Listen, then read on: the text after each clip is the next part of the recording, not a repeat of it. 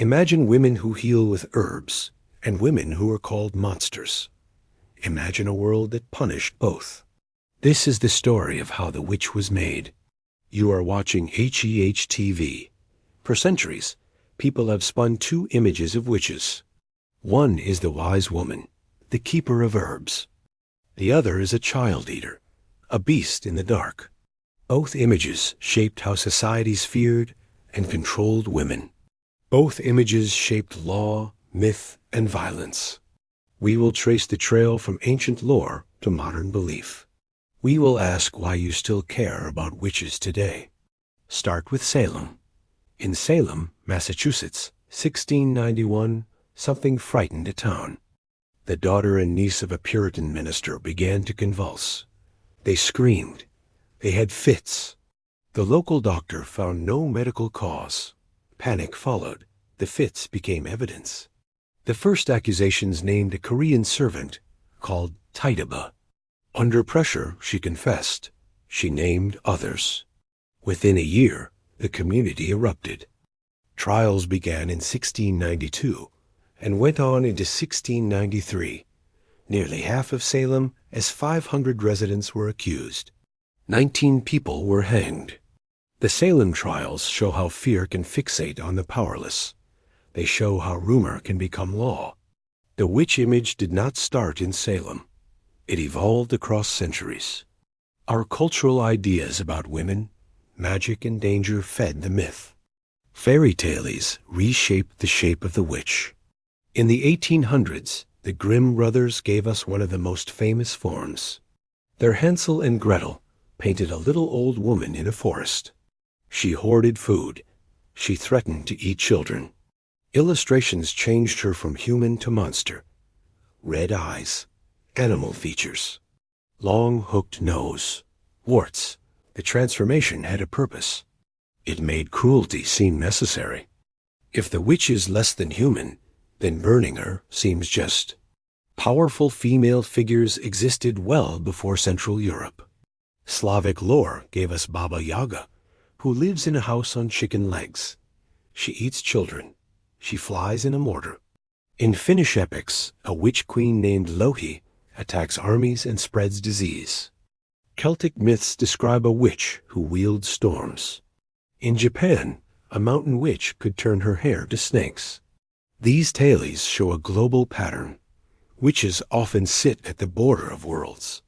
The old German word hex or hex suggested a rider between realms. Witches were liminal.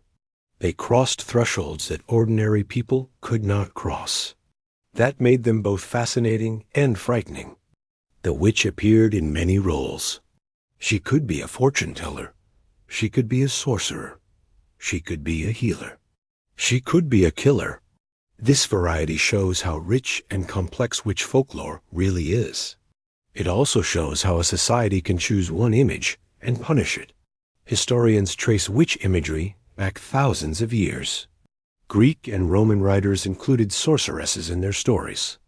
Circe, in Homer's world, mixes herbs and turns men into swine. She commands words and plants. She uses the resources humans knew. She is powerful. Apuleius, in his Metamorphoses, tells of a woman who anoints herself and becomes a bird. These ancient images mix beauty and danger. Other figures played darker roles. Lucan, a Roman poet, described a necromancer who lived in graves and served gods of the underworld. Her presence linked witchcraft to death and ruin. These images acted on Roman fears.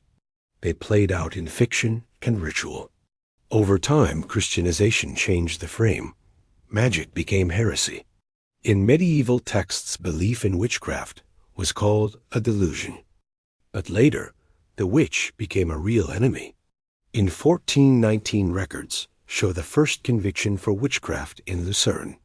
The idea hardened. The witch became a servant of the devil. The late Middle Ages saw a boom of accusation. In 1486, a Dominican monk published a book that would change Europe. He wrote a handbook on witchcraft. It named women as especially prone to the devil. It linked female desire and religious doubt. It became a manual for persecution. The book helped set the stage for mass trials.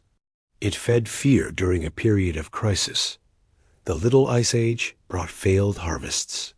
War and plague followed. People looked for causes. Blame fell on witches. Witch hunts targeted the vulnerable. Records show that across Europe, between roughly 1550 and 1650, tens of thousands of people were executed. Most were women. Local courts, churches, and state authorities joined in. Legal rules often existed to protect the accused. Those rules were rarely followed. Torture produced confessions. Confessions named more names. Trials spread. Archaeology has uncovered physical traces. On a site in southwest Germany, researchers found burn pits and the remains of gallows bases. Bones in those pits showed signs of high heat. Chains turned up too, chains that match illustrations of execution gear used at the time. These discoveries suggest the gruesome reality behind the trials. In the records, we find cases like Margarita, accused in the early 1600s. She was called a prostitute. She reportedly flew to witches' gatherings and pledged herself to the devil. She was burned at the stake. Her trial shows how social stigma, accusation, and confession combined to produce death. What did people think witches actually did? Trial texts list many crimes. Witches made crops fail. Witches drowned livestock. Witches raised storms. They caused illness and death. These claims fit a simple logic. When a disaster came, someone had to be named. Witches explained the unexplainable. They offered a way to regain control. That logic led to violence. A recurring thread in the records is the idea of ointments. Reports said witches used salves to fly to Sabbaths and to harm others. The recipes in old manuscripts mixed herbs and animal fats. Some of those plants have psychoactive properties. Belladonna appears in recipes. Deadly nightshade and similar species can alter perception. Scholars have asked if such substances could explain reports of flying in trance. In the 1920s, a folklorist tried a recreated ointment. He reported out-of-body journeys and feasts. Many researchers remain skeptical. There is no definitive proof that these recipes cause mass hallucination. The trial records rarely list precise ingredients. That silence makes firm answers hard. Other theories surfaced over the years. One idea for Salem was ergot poisoning. Ergot is a fungus that grows on rye.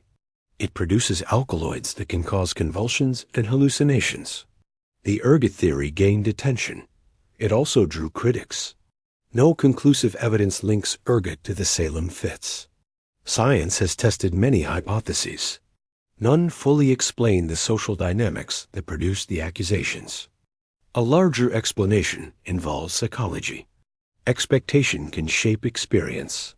Modern studies of placebo and nocebo show how belief changes the body. In a lab experiment, an image was paired with induced shortness of breath. Later, only the image triggered similar symptoms. The body responded to expectation. In social crises, this mechanism can amplify fear. If a community believes in witchcraft, symptoms and accusations feed one another. Panic spreads. Memory selects events that confirm the fear. This explains much of what we see in witch trials. When historians tallied victims, they found a complex picture. Of the tens of thousands killed in Europe, relatively few were midwives. The stereotype that witch hunts were a campaign against herbal healers needs nuance. Some accused women were helpers. Others were scapegoats. The causes varied by place. Legal change in the 17th century, alongside scientific advances, began to shift views. By the late 1700s, critics condemned the trials as judicial abuse. Still, the last official execution for witchcraft in Europe happened as late as 1782 in Switzerland. The idea of witches had a long afterlife. Archaeology and archives filled gaps. Lead tablets with curses turned up in Rome. Wax figures, bound and pierced, appear with inscriptions to demons. Some are clearly maledictions aimed at judges or rivals. Others seek love or advantage. The Romang finds show that magic mixed with daily life. It was part ritual and part personal strategy. Roman law sometimes forbade certain curse practices. The Christian era reframed magic as sin, but practice persisted in many forms. The modern image of the witch transformed again in the 20th and 21st centuries. Fiction softened or shifted the witch. The witch could be a hero. Think of young witches who discover power and stand against big forces. Film and TV reimagined the witch as a figure of strength. Feminist writers claimed the witch as a symbol. She became shorthand for female resistance. Witches now represent autonomy, sexual freedom, and connection to nature for many people. At the same time, belief survives in real ways across the world. A 2022 global study found witchcraft beliefs persist. They are stronger in places with poverty or crisis. They also exist in modern Europe and the United States. Belief shapes behavior. It affects how people interpret illness or loss. It changes social trust. It can drive violence when fear meets powerlessness. A recent wave of modern witches shows a new public face.